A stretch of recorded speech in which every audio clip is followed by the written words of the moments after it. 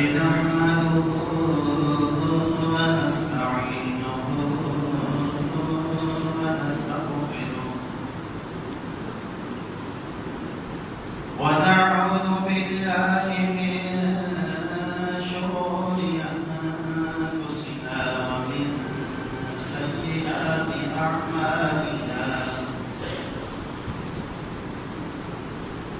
من يهده الله فلا مضل له ومن يضلل فلا هادي له وأشهد أن لا إله إلا الله وحده لا شريك له وأشهد أن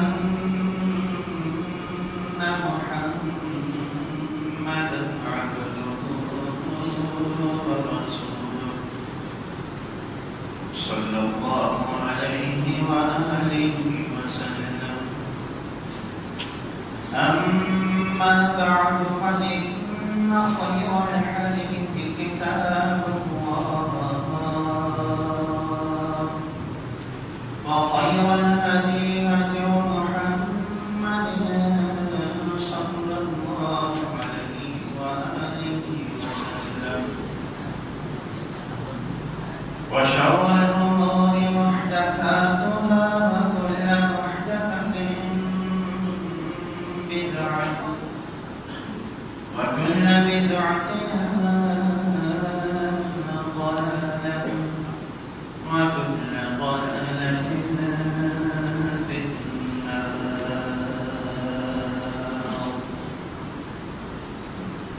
اللهم صل على محمد وعلى آل محمد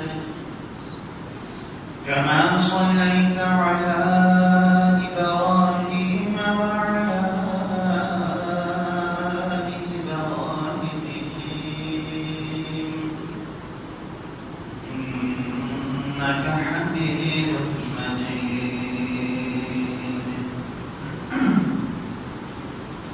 اللهم بارك على محمد وعلى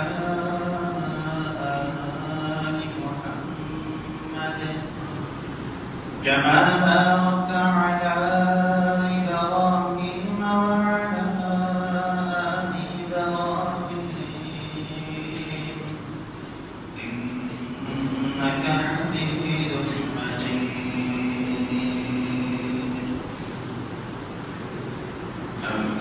أما بعد فأعوذ بالله من الشيطان الرجيم. بسم الله الرحمن الرحيم.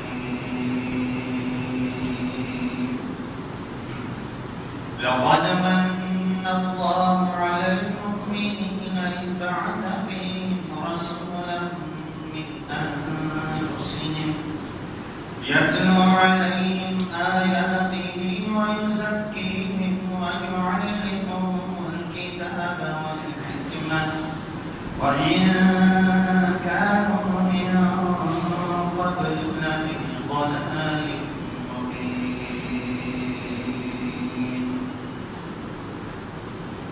हर तरह की तारीफात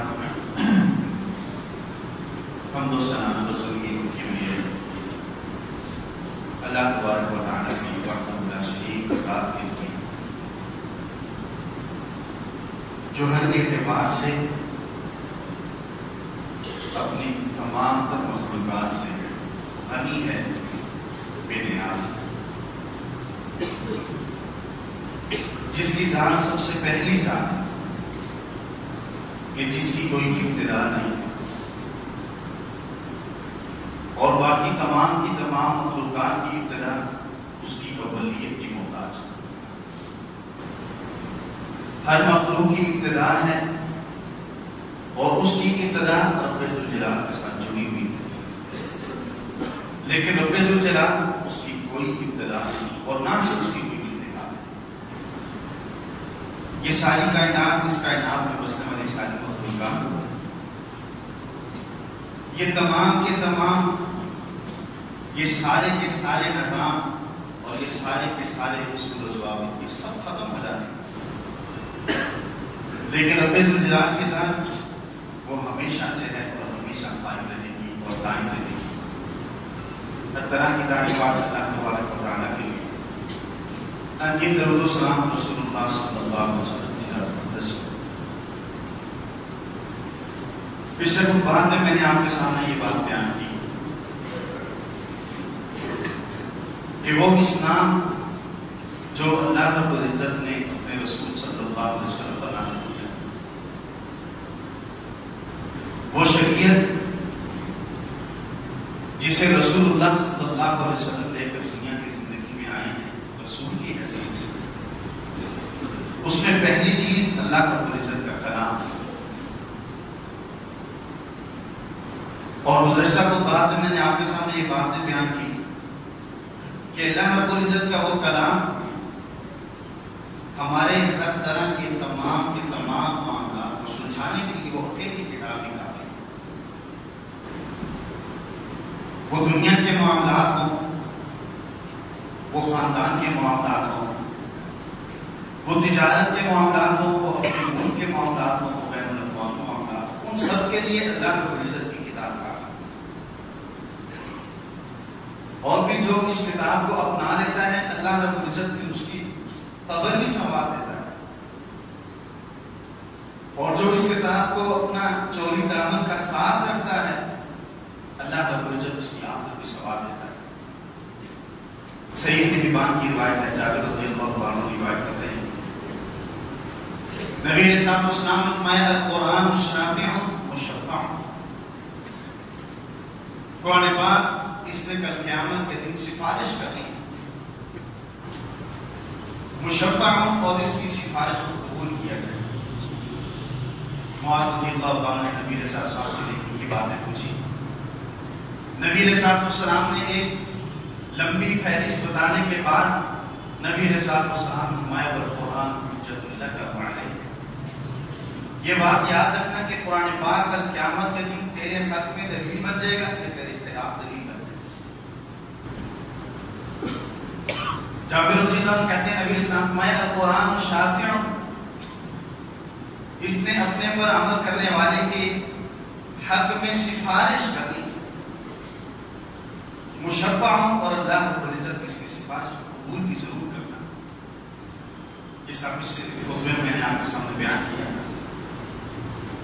ماحل مصدق، اور جس کتاب اور جس نے اس کو اپنا ذاتہ حیات نہیں بنایا ہوگا، اپنا اوڑھنا بچھونا اس کے مطابق نہیں کیا ہوگا، اپنی شکل و صورت، اپنی زندگی، اپنا کاروبار، اپنا لین دین، اپنے بچوں کے شادی بیاہ کے معاملات اس کے مطابق نہیں کیے ہوں گے، ماحل اس نے اس کی شکایت لگا۔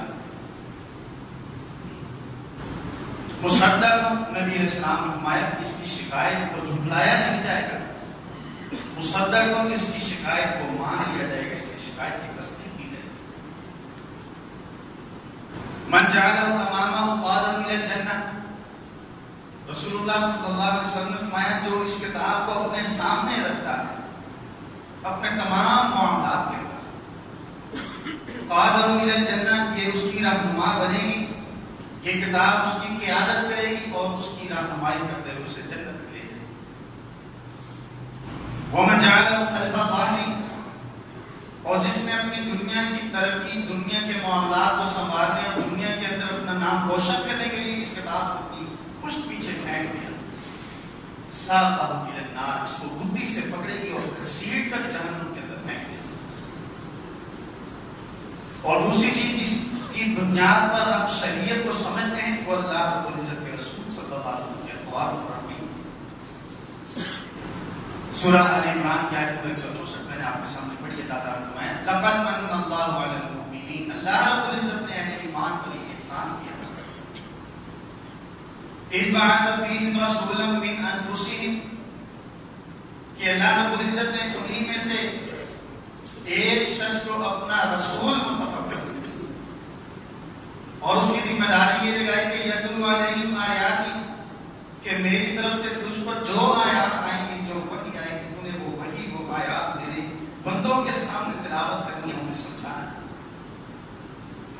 یتلو علیہم آیاتنا ویزکیہم، اور ان کے دلوں سے دنیا کی اس محبت کو نکالنا ہے جس کی بنیاد پر وہ جنت سے دور ہو سکتے ہیں اور جہنم سے قریب ہو، جہنم کے قریب ہو سکتے ہیں۔ ان کا تزکیہ نفس کرنا ہے، ان کے ذہن کے وہ تمام معاملات، ان کے دل کی وہ تمام باتیں جو انہیں اللہ رب العزت کی کتاب اور اللہ رب العزت کی شریعت سے دور کرنے والے ہیں، میرے رسول تو نے ان کو ان کے دل و دماغ سے تمام باتوں کو دھو ڈالنا ہے۔ وَيُزَكِّيهِمْ، ان کا تزکیہ نفس کرنا ہے۔ وَيُعَلِّمُهُمُ الْكِتَابَ وَالْحِکْمَةَ، اور رب ذوالجلال نے اس کی یہ بھی ذمہ داری لگائی ہے کہ جو وحی اللہ رب العزت کی طرف سے آتی ہے وہ اس وحی کی تعلیم بھی دے گا اور ساتھ میں اپنی سنت کی تعلیم بھی دے گا۔ وَإِنْ كَانُوا مِنْ قَبْلُ لَفِي ضَلَالٍ مُبِينٍ، یقیناً وہ اس سے پہلے کھلی گمراہی میں تھے۔ جس طرح اللہ رب العزت نے کتاب نازل فرمائی ہے، اسی طرح رسول اللہ صلی اللہ علیہ وسلم پر سنت بھی نازل ہوا کرتی تھی۔ کتاب اللہ کے اندر اللہ رب العزت کی وحی اب اللہ تعالیٰ کے الفاظ میں آتی تھی، اور سنت کے اندر اللہ رب العزت کی وحی آتی تھی، لیکن الفاظ رسول اللہ صلی اللہ علیہ وسلم کے ہوتے تھے۔ اللہ رب العزت کی بات کو سمجھ کے جبریل امین کے ذریعے سے رسول اللہ صلی اللہ علیہ وسلم، اور اس بات کو سمجھنے کے بعد اپنے الفاظ میں آگے اپنی امت تک پہنچا دیتے، یہ سنت کہلاتی ہے، یہ حدیث کہلاتی ہے۔ ان دونوں کا اتنا گہرا تعلق ہے، ان دونوں کا اتنا مضبوط تعلق ہے کہ نبی علیہ السلام نے میں تمہارے درمیان دو چیزیں چھوڑ کر جا رہا ہوں، اللہ کی کتاب ہے اور سنت رسول ہے۔ ایک اللہ رب العزت کا کلام ہے اور دوسرا میرا وہ طریقہ ہے جو اللہ کے اس کلام کی وضاحت کرتا ہے، تشریح کرتا ہے، اس کی معانی و مطالب کو سمجھاتا ہے۔ فرمائے دونوں کو پکڑے رکھنا، ان دونوں کو اپنے ہاتھ سے نکلنے نہ دینا، اور تم جب ان دونوں کو پکڑے رکھو گے تو یہ دونوں تمہیں اپنے ساتھ لے کر میرے پاس حوض کوثر تک آ جائیں۔ اور جس نے اللہ رب العزت کی کتاب کو پکڑ لیا لیکن رسول اللہ صلی اللہ علیہ وسلم کی سنت کو چھوڑ دیا، وہ کیسے نبی علیہ السلام کے پاس حوض کوثر تک پہنچے گا؟ کہ نبی علیہ السلام کے ہاتھ سے حوض کوثر کا جام نوش کرے، اس کی نصیب میں ہی رب جلال کے لکھے گا کہ اس نے رسول اللہ صلی اللہ علیہ وسلم کو اس طریقے سے اعراض کر دیا ہے جس طریقے نے قرآن کو سمجھایا۔ اللہ رب العزت فرمایا وَمَا أَنزَلْنَا عَلَيْكَ الْكِتَابَ إِلَّا لِتُبَيِّنَ، ہم نے تیری طرف کتاب نازل کی اور اس کتاب کو نازل کرنے کا مقصد تجھے سیرت کے ذریعے سے تیرے پر یہ لازم کر دیا لِتُبَيِّنَ لِلنَّاسِ مَا نُزِّلَ إِلَيْهِمْ، کہ اللہ رب العزت نے جو کتاب تمہاری طرف نازل کی ہے اس پر عمل کیسے کرنا ہے، اس کو اپنی عملی زندگی کے اندر اختیار کیسے کرنا ہے۔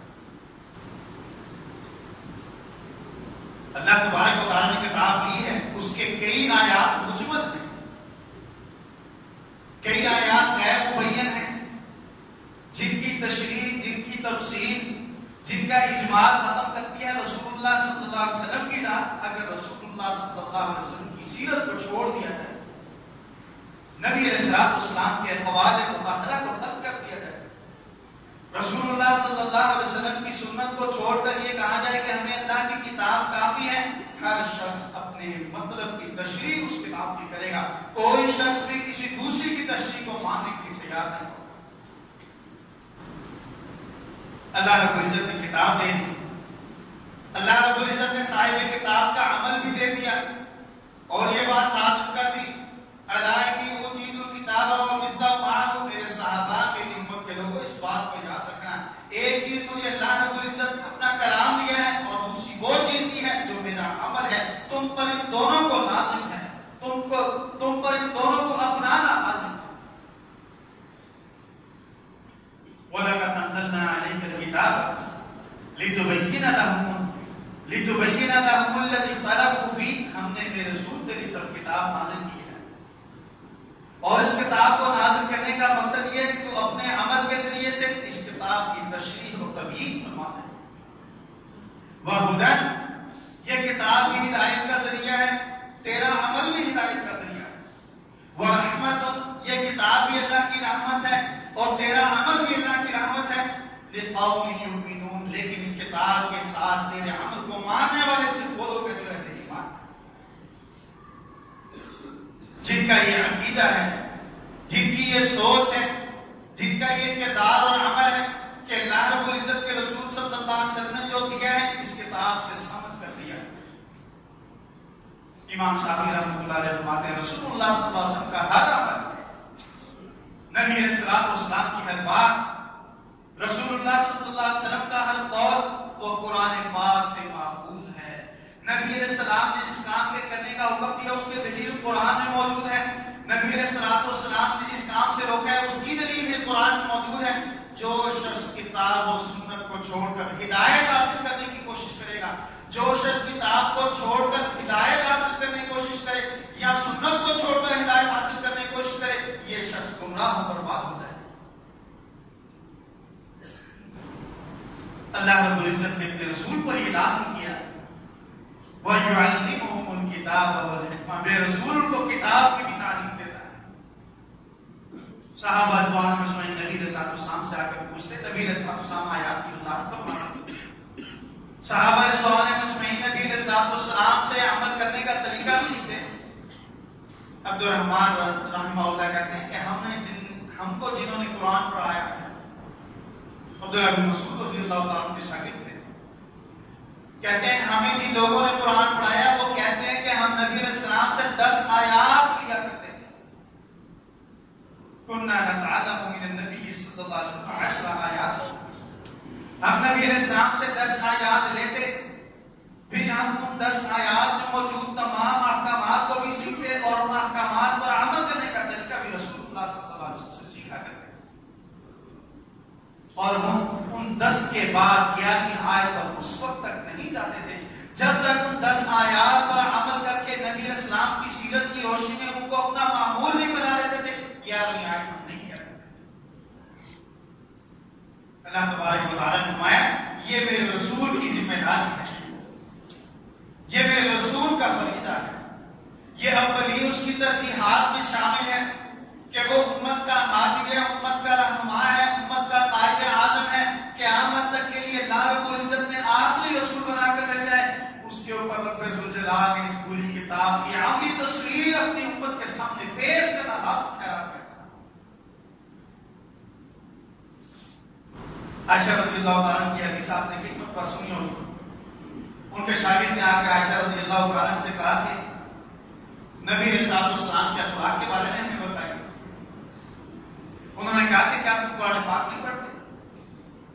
انہوں نے کہا ہم تو پڑھتے ہیں قرآن پاک۔ انہوں نے کہا عائشہ رضی اللہ تعالیٰ نے جواب دیا، فرمایا کان خلقہ القرآن، رسول اللہ صلی اللہ علیہ وسلم کی زندگی کا ہر عمل قرآن سے ماخوذ ہے۔ کان خلقہ القرآن، نبی علیہ السلام نے جو کیا، نبی علیہ السلام نے جس سے روکا، نبی علیہ السلام نے جس طرح جنگ لڑی، نبی علیہ السلام نے جس طرح شادیاں کی، نبی علیہ السلام نے جو اپنے ماننے والوں کو تعلیمات دی، نبی علیہ السلام نے خامد کے جو حقوق بیان کیے، جو بیگم کے حقوق بیان کیے، یہ سارے کا سارا قرآن ہے۔ اگر تم قرآن کو بنظر غائب مطالعہ کرو، اگر تم اس کو صحیح معنوں میں سمجھنے کی کوشش کرو تو یہ کتاب تمہیں رسول اللہ صلی اللہ علیہ وسلم کا عمل بتا دے گی، اور رسول اللہ صلی اللہ علیہ وسلم کا عمل اس کتاب کی زندہ تصویر۔ عبداللہ رضی اللہ عنہ نے کہا کہ میں اس پر لعنت بھیجتا ہوں جس پر رسول اللہ صلی اللہ علیہ وسلم نے لعنت بھیجی ہے،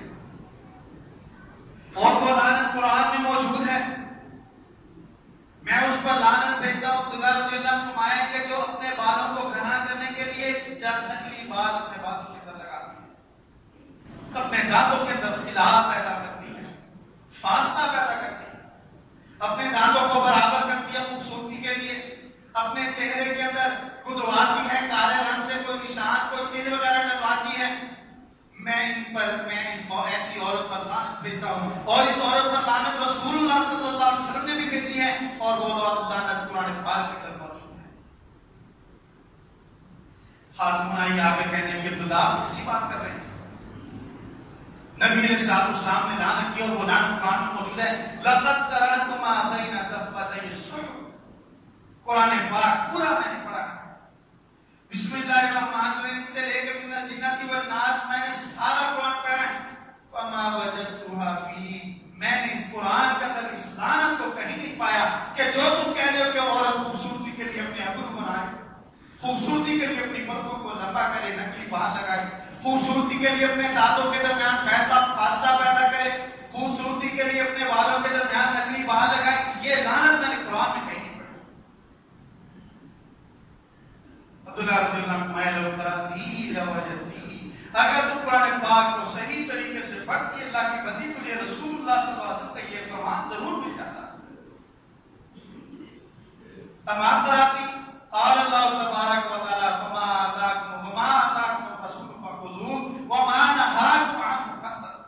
کیا تم نے یہ آیت نہیں پڑھی سورہ حشر کہ اللہ رب العزت فرمایا میرا رسول جو کرنے کو کہے وہ تم کیا کرو، اور جو میرا رسول کرنے کو نہ کہے یا نہ کہے تم وہ نہ کیا کرو؟ اس نے کہا ہاں یہ آیت میں نے پڑھی۔ انہوں نے کہا کہ نبی علیہ السلام نے ان کاموں سے منع کر دیا ہے کہ وہ عورت اللہ رب العزت کی رحمت سے دور ہے، اللہ رب العزت کی برکتوں سے محروم ہے، اللہ رب العزت کی رحمت والے فرشتے اس کے گھر میں نہیں آتے، جو اپنے ابروؤں کو باریک کرتی ہے، جو اپنی پلکوں کو نکلی پلکیں لگا کر لمبا کرتی ہے، جو اپنے چہرے کے اندر گدوار کر دل بناتی ہے، جو اپنے بالوں کے اندر نکلی بال لگا کر انہیں گھنا اور لمبا کرتی ہے، اللہ رب العزت کے رسول صلی اللہ علیہ وسلم نے اس پر لعنت فرمائی ہے، اور جس پر اللہ رب العزت کے رسول نے لعنت فرمائی ہے اللہ رب العزت نے بھی لعنت فرمائی۔ یہ اللہ رب العزت نے تعظیم کی ہے اپنے رسول صلی اللہ علیہ وسلم کی۔ صلح حدیبیہ کا موقع، نبی علیہ السلام عمرے کے لیے نکلے ہیں، مشرکین نے یہ سمجھا جنگ کرنے کے لیے آ رہے ہیں۔ عمر بن خطاب رضی اللہ تعالیٰ عنہ کا نبی علیہ السلام نے تعین کیا کہ عمر تم نے جانا ہے، اشراف مکہ سے ملنا ہے اور انہیں تم نے کہنا ہے کہ ہم تم سے لڑنے کے لیے نہیں آ رہے، ہم عمرہ کرنے کے لیے اللہ رب العزت کے گھر کی زیارت کے لیے آ رہے ہیں۔ عمر بن خطاب رضی اللہ عنہ فرمایا یا رسول اللہ میں اپنے سے بہتر شخص کے بارے میں آپ کی رہنمائی کرتا ہوں کہ جو مجھ سے زیادہ اشراف مکہ جس کی عزت کرتے ہیں عثمان بن عفان ہے، یا رسول اللہ ان کو بھیجیے۔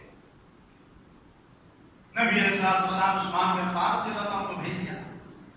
عثمان بن عفان رضی اللہ عنہ کو راستے میں ان کے خاندان کا فرد ملا، اس نے اون پر بٹھا لیا اور وہ اپنی امان کے اندر ابو سفیان اور دوسرے ابو سفیان رضی اللہ عنہ مسلمان ایک ان کے پاس دے کر جا کے کہنے لگے عثمان رضی اللہ عنہ میں رسول اللہ صلی اللہ علیہ وسلم کی طرف سے آیا ہوں اور یہ پیغام لے کر آیا ہوں کہ ہم 1400 افراد آ رہے ہیں، لیکن تم سے لڑنے کے لیے نہیں، اللہ رب العزت کے گھر کے طواف کے لیے آ رہے ہیں۔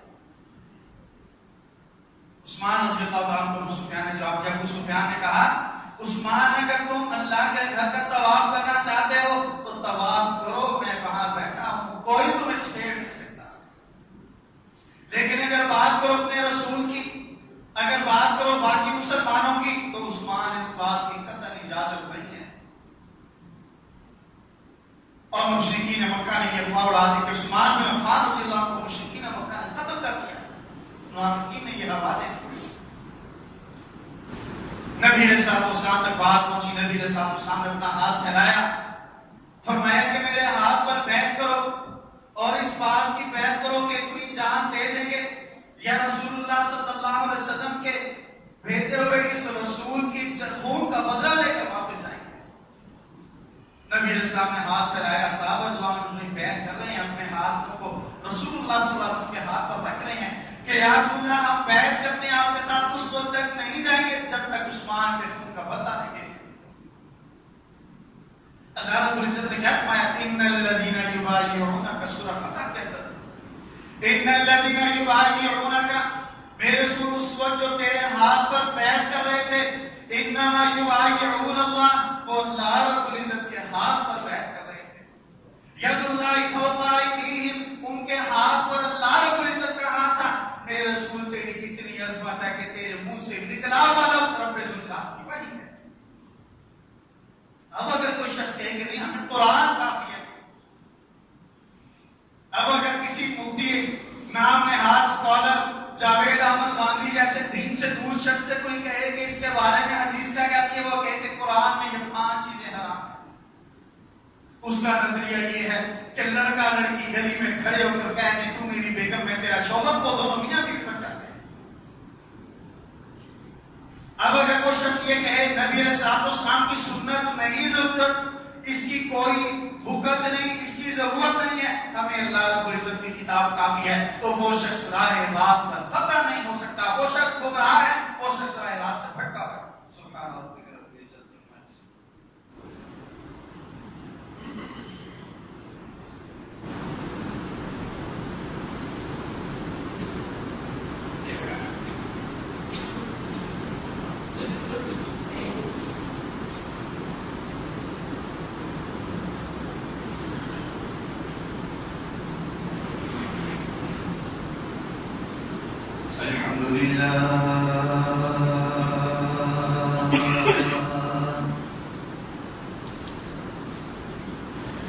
الحمد لله نحمده ونستعينه ونستغفره ونؤمن به ونتوكل عليه ونعوذ بالله من شرور أنفسنا ومن سيئات أعمالنا من يهده الله فلا مضل له ومن يضلل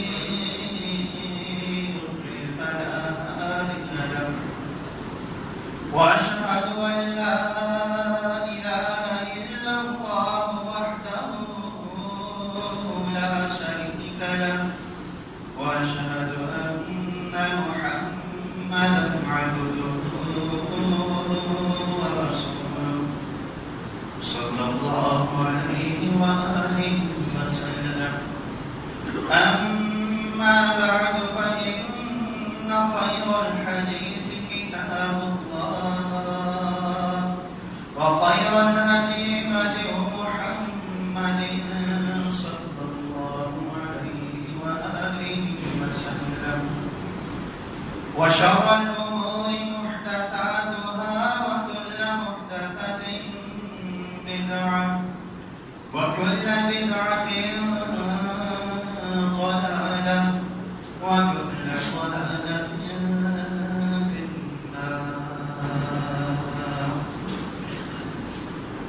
اللهم صل على محمد وعلى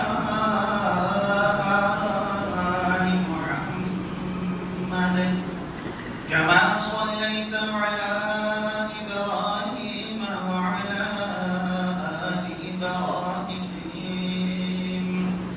إنك حميد مجيد.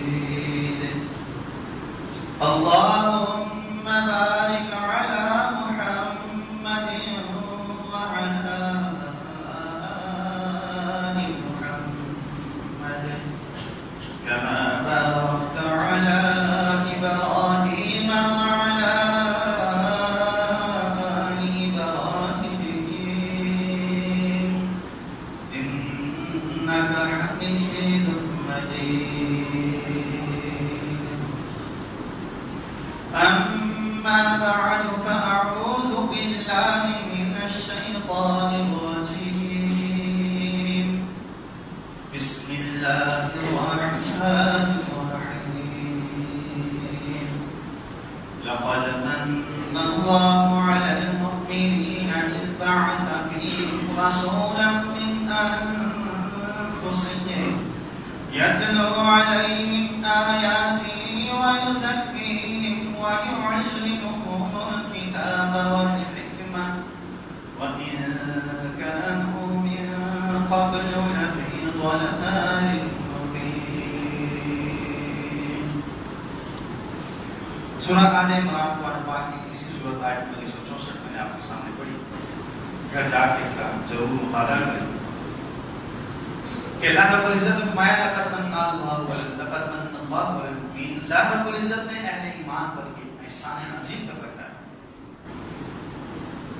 اذ بعث فیہم رسولا من انفسہم کہ انہی میں سے کسی کا بیٹا ہے، کسی کا بھتیجا ہے، کسی کا پوتا ہے، کسی کا داماد ہے، اس کو منتخب کر دیا. یتلو علیہم آیاتی، اور اس کی ذمہ داری یہ لگائی ہے کہ اللہ کی تمام آیات کو تم نے اپنی امت کے سامنے پڑھنا. وَيُزَكِّيهِمْ، ان کا تزکیہ نفس تو نے کرنا ہے. کہ ہر وہ اخلاقی برائی اور ہر وہ محبت، ہر وہ خواہش جو انہیں دین اسلام سے دور کرتی ہو، انہیں ان کے دل و دماغ سے اس خواہش کو، اس محبت کو، اس تمنا اور آرزو کو تم نے دھو ڈالا ہے۔ وَيُعَلِّمُهُمُ الْكِتَابَ وَالْحِکْمَةَ، اور تیری ذمہ داری میرے رسول کی بھی ہے کہ تو نے ان کو کتاب کی بھی تعلیم دینی ہے اور اپنی سنت کی بھی تعلیم دینی ہے۔ وَإِنْ كَانُوا مِنْ قَبْلُ لَفِي ضَلَالٍ مُبِينٍ، اللہ رب العزت نے فرمایا میرے رسول کی بعثت سے قبل یقیناً یہ کھلی گمراہی میں تھے۔ اللہ تبارک و تعالی نے فرمایا وَاذْكُرْنَ مَا يُتْلَىٰ فِي بُيُوتِكُنَّ مِنْ آيَاتِ اللَّهِ وَالْحِکْمَةِ، اپنے رسول کی بیکمات کو مخاطب کرتے ہوئے سورہ احزاب کے اندر فرمایا وَاذْكُرْنَ مَا يُتْلَىٰ فِي بُيُوتِكُنَّ، میرے نبی کی بیکمات تم ان چیزوں کو پڑھا کرو، یاد رکھا کرو۔ وَاذْكُرْنَ، تم انہیں بھولنے نہ دیا کرو، مَا يُتْلَىٰ فِي بُيُوتِكُنَّ، جن کی تلاوت کی جاتی ہے تمہارے گھروں کے اندر، یعنی اللہ رب العزت کی آیات، وَالْحِکْمَةِ، اور میرے رسول کے اقوال کی، ان دونوں چیزوں کو تم یاد رکھا کرو، بھلا نہ دینا۔ وَاذْكُرُوا نِعْمَتَ اللَّهِ عَلَيْكُمْ، اللہ رب العزت کی اس نعمت کو یاد کرو۔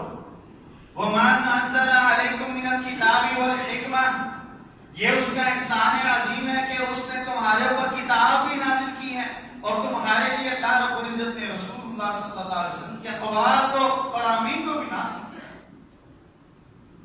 وَمَن يُطِعِ الرَّسُولَ فَقَدْ أَطَاعَ اللَّهَ، جو اللہ رب العزت کی رسول کی، جو اللہ رب العزت کے برگزیدہ کی، جو اللہ رب العزت کے منتخب کیے ہوئے کے کہنے پر چلتا ہے، فقط اطاع اللہ، وہ حقیقت میں اللہ رب العزت کی بات مانتا ہے۔ نبی علیہ الصلوۃ والسلام صحابہ رضوان اجمعین کو آیات پڑھ کر سناتے ہیں، پھر رسول اللہ صلی اللہ علیہ وسلم نے بتلاتے کہ اس آیت کو فلاں جگہ پر لکھ لو، فلاں آیت میں کے بعد فلاں آیت سے پہلے فلاں سورت میں، پھر رسول اللہ صلی اللہ علیہ وسلم کو آیات کا معانی، آیات کی تشریح، آیات کے اندر موجود احکامات بھی بتاتے، اور رسول اللہ صلی اللہ علیہ وسلم کی تعلیم کے بعد، رسول اللہ صلی اللہ علیہ وسلم کی سکھلا دینے کے بعد صحابہ رضوان اجمعین ان آیات کے معانی کو سمجھ لیتے اور ان پر عمل پیرا ہوتے۔ وہ یہ نہیں کہتے تھے کہ یا رسول اللہ یہ بات تو کتاب اللہ میں موجود ہے، لیکن یہ جو آپ کہہ رہے ہیں یہ کتاب اللہ میں موجود نہیں ہے۔ نبی علیہ السلام کی حدیث کا مضمون فرمایا کہ ایک وقت ایسا آئے گا کہ دنیا کے اندر ایسے لوگ پیدا ہو جائیں گے جو کہیں گے کہ حسبنا کتاب اللہ، ہمیں اللہ کی کتاب کافی ہے اور ہمیں اللہ رب العزت کی کتاب کے علاوہ کسی اور چیز کی قطعاً کوئی ضرورت نہیں۔ نبی علیہ السلام نے فرمایا ان لوگوں سے بچنا، ان لوگوں سے ڈرنا، اپنے دین کا تحفظ کرتے ہوئے ان سے دور رہنا۔ وَرَحْمَتِي وَسِعَتْ كُلَّ شَيْءٍ، میری رحمت بڑی وسیع ہے، فَسَأَكْتُبُهَا لِلَّذِينَ يَتَّقُونَ، اللہ رب العزت کی رحمت کے حقدار وہی لوگ ہیں جو اللہ رب العزت کی کتاب کے ساتھ رسول اللہ صلی اللہ علیہ وسلم کے فرامین کو بھی مانتے ہیں کہ جو کتاب اللہ میں ہے وہ تو فرض ہے اور جو رسول اللہ صلی اللہ علیہ وسلم کے فرامین میں ہے وہ سنت ہے، کر لیا تو ٹھیک، نہ کیا تو بھی ٹھیک۔ ایسی تقسیم صحابہ رضوان اجمعین سے ثابت ہے۔ اللہ رب العزت نے فرمایا وَرَحْمَتِي وَسِعَتْ كُلَّ شَيْءٍ، میری رحمت ہر چیز کو گھیرے میں لیے ہوئے۔ یہ اللہ رب العزت کی رحمت ہے، 99 حصے اس نے اپنے پاس رکھے ہیں اور ایک حصہ رب ذوالجلال نے رحمت کا دنیا میں تقسیم کر دیا ہے۔ نبی علیہ السلام نے فرمایا اللہ رب العزت کی رحمت جو اس نے دنیا میں تقسیم کی ہے، اس رحمت کا نتیجہ ہے کہ جو پایا اپنے بچے کو جنم دیتا ہے اور پھر اس کو اس کا پاؤں جب آ جاتا ہے تو اللہ کی نازل کردہ رحمت کی وجہ سے وہ اپنے پاؤں کو ہٹا دیتا ہے۔ کہ چرند بھی جب اپنے بچوں کے منہ میں چوٹ ڈالتا ہے، دانا ڈالتا ہے، وہ اللہ رب العزت کی رحمت کا نتیجہ ہے۔ جب وہ شکار کر کے اپنے بچے کے سامنے لا کے رکھتا ہے، یہ اللہ رب العزت کی رحمت ہے۔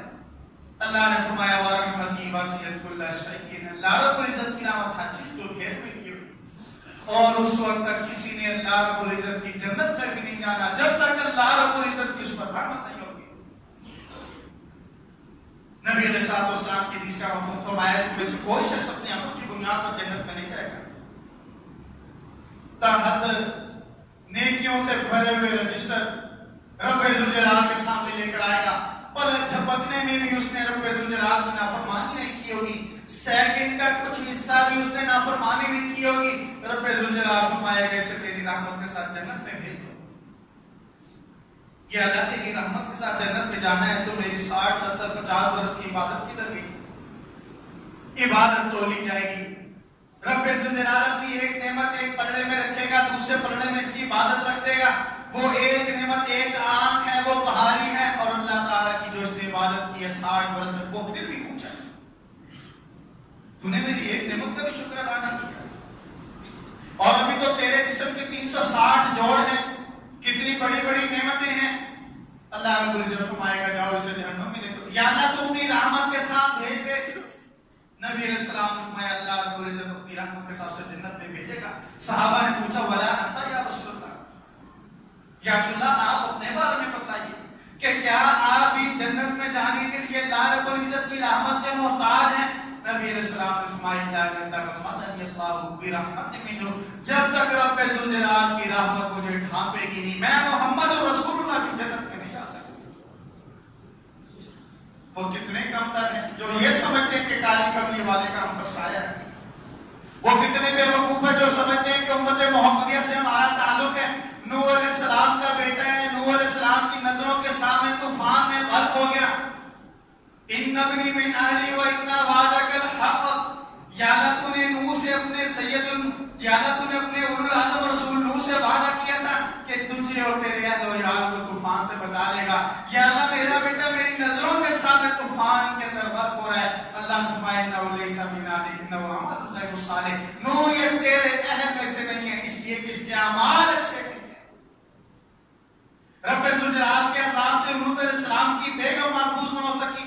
رب ذوالجلال کے عذاب سے کل قیامت کے دن ابراہیم علیہ السلام کا والد آزر محفوظ نہیں رہ سکے گا. نبی علیہ السلام کا چچا محفوظ نہیں رہ سکا. نبی علیہ السلام نے فرمایا میرے چچا کے قدموں کے نیچے جہنم کے 2 انگارے ہیں، جہنم کی آگ کے 2 جوتے رب ذوالجلال نے میرے چچا کو پہنا رکھے ہیں. ان 2 جوتوں کی وجہ سے میرے چچا کی سر کی ہڈی کے اندر اس کا دماغ اس طرح جوش اور ابل رہا ہے، جوش مار رہا ہے جس طرح چولہے کے اوپر ہڈی کا ابلتی ہے جوش مار کے. ہم کس ذوق کے اندر مبتلا ہے کہ نہ قرآن کی ضرورت، قرآن بھی ہم پر سنتے ہیں، قرآن بھی ہم پر پڑھا جاتا ہے. حدیث کی ضرورت نہیں، حدیث بھی ہم سنتے ہیں. کسی نے حدیث اس لیے چھوڑ دی کہ میں شافعی ہوں، کسی نے حدیث اس لیے چھوڑ دی کہ میں حنفی ہوں، کسی نے کہہ دیا میرا تعلق امام ابو حنیفہ سے، کسی نے کہہ دیا میرا تعلق اہل بیت سے. ہمیں حدیث کی ضرورت نہیں، ہمارے لیے رسول، ہمارے لیے ہمارے امام کا عمل ہے. کسی نے حدیث کو سنت کہہ کر چھوڑ دیا، کسی نے حدیث کو یہ کہہ دیا کہ اس کی ضرورت نہیں، اللہ کے کلام کافی ہے، اللہ کی کتاب کافی ہے. اور کسی نے حدیث کو اپنی خواہشات کی بنیاد پر چھوڑ دیا. یہ 3 قسم کے گروہ ہیں. ایک وہ گروہ ہے جو منکرین احادیث ہیں، جو کہتے ہیں کہ صرف اللہ رب العزت کا کلام کافی ہے، سنت کی ضرورت نہیں ہے. یہ لوگ ظالم ہیں، یہ لوگ راہ راست سے بھٹکے ہوئے ہیں. ان کے بارے میں رب الجلال نے فرمایا اولئک هم الکافرون حقا. یہ اللہ اور اس کے رسول کے درمیان تفریق پیدا کرتے ہیں. وَيَقُولُونَ نُؤْمِنُ بِبَعْضٍ وَنَكْفُرُ بِبَعْضٍ. کہتے ہیں کہ ہمیں اللہ کی کتاب کافی ہے، رسول کی سیرت، اس کا اسوہ، اس کے کردار، اقوال و افعال کی ضرورت نہیں. اولئک هم الکافرون حقا. سورہ اعراف مائیت بن کے کافر ہیں. دوسرا گروہ وہ ہے کہ جنہوں نے حدیث کے مقابلے میں اپنے امام کو مقدم کر رکھا ہے. اللہ نے ان کے بارے میں فرمایا کہ فلا وربک لا یؤمنون. یہ اہل ایمان کے اندر شامل ہونا چاہتے ہیں لیکن اس وقت تک یہ مومن نہیں بن سکے جب تک کہ یہ رسول کی حیثیت کو ہر اعتبار سے مقدم نہ کرے. اور انتہائی معذرت کے ساتھ تیسرا گروہ اہل حدیث ہوگا. بس اہل حدیث ہو گئے کافی. داڑھی کوئی مسئلہ نہیں، شلوار ٹخنے سے نیچے کوئی پرواہ نہیں، کاروبار میں جھوٹ، ہم اہل حدیث ہیں. اللہ رب العزت کی نافرمانی، بھائی کا حصہ دبا لیا، بہن کا دبا لیا، بھائی کو ملتا نہیں، بہن سے تعلق چھوڑ دیا، سسرال سے ساتھ تعلق ہے، والدین کو چھوڑ دیا یا والدین کے ساتھ تعلق سسرال کو چھوڑ دیا. ہم اہل حدیث ہیں. جی ہمارا پردادے کا دادے کا دادا اہل حدیث ہوا تھا، اس وقت سے جدی پوچھتی ہم اہل حدیث ہیں. انشاءاللہ اگلے جمعہ المبارک میں آپ کے سامنے بیان کرنے کی کوشش کروں گا کہ صحابہ رضوان علیہم اجمعین اپنی آنکھوں سے نبی علیہ السلام کو دیکھتے ہیں، اپنے کانوں سے رسول اللہ صلی اللہ علیہ وسلم کی باتیں سنتے ہیں. اور کہتے ہیں کہ یا رسول اللہ جب تک آپ کو دیکھنا ہے سکون نہیں ملتا، راحت نہیں ملتی، چین نہیں ملتا۔ اللہ رب العزت نے ان کے بارے میں فرمایا رضی اللہ عنہ یہ سارے جنتی ہیں۔ اللہ نے فرمایا یہ سارے جنتی ہیں، جو اسی حالت میں دنیا سے جائے گا پکا جنتی ہے۔ ان کی کیا کیفیت ہوگی کہ رسول اللہ صلی اللہ علیہ وسلم کی حدیث کو سننے کے بعد ان کا عمل کیا بتانے لگے، جو انشاءاللہ آپ سامنے بیان کروں۔ اللهم انصر الاسلام والمسلمين واعز الاسلام والمسلمين واذل الشرك والمشركين ودمر اعداء الدين اللهم اجعل كلمة الاسلام العليا واجعل كلمة الكفر السفلى يا قاضي الحاجات اقض حاجاتنا وحاجات المسلمين يا شافي الامراض اشف مرضانا ومرضى المسلمين اللهم انصر الاسلام والمسلمين اللهم انصر الاسلام والمسلمين واعز الاسلام والمسلمين واذل الكفر والكافرين واذل الشرك والمشركين یا اللہ تمام بیماروں کو شفا کاملہ عاجلہ عطا فرما۔ ہمارے مسجد کے نمازی ہیں، بیمار ہیں، وقاص بھائی کے والد صاحب، اللہ تعالیٰ سے دعا کریں اللہ تعالیٰ انہیں سے عطا فرمائے۔ اسی طرح ہمارے دوست ہیں، ان کے گردے کا ٹرانسپلانٹ ہے، ڈاکٹروں نے لکھ کے دیا ہے، ان کی اہلیہ بھی بیمار ہے، وہ خود بھی بیمار ہے۔ ہمارے صفحہ اول کے نمازی حبیب صاحب کے ساتھ بیٹھے ہیں، یوسف صاحب، وہ RIC کے اندر ایڈمیٹڈ ہیں اپنے علاج معالجے کے لیے، دل کی ہارٹ سرجری ہے، ان میں بھی دل کا مسئلہ ہے۔ اللہ تعالیٰ سے دعا کریں اللہ تعالیٰ تمام بیماروں کو شفا کاملہ عطا فرمائے۔ جو لوگ گھروں میں ہیں، اسپتالوں میں ہیں، علاج کے لیے بیرون ملک کے ہیں، یا اللہ اپنی رحمت کے ساتھ تمام بیماروں کو شفا عطا فرمائے۔ السلام علیکم۔